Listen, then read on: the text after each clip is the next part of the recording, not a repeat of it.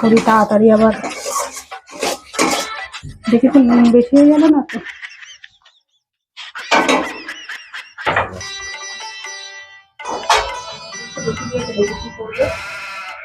বলছি কি একটু রান্নাঘরে আসো তো।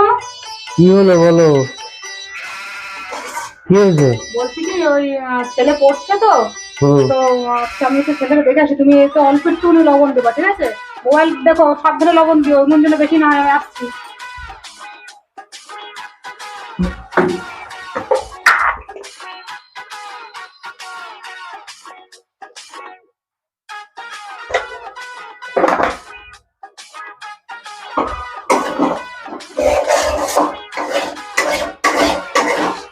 ওই দেখি লবণ দিয়েছো? হ্যাঁ দিয়েছি। ওই দেখে একটু দেখে দেখি কি করলে তুমি আবার। কোন তো দেখছিলে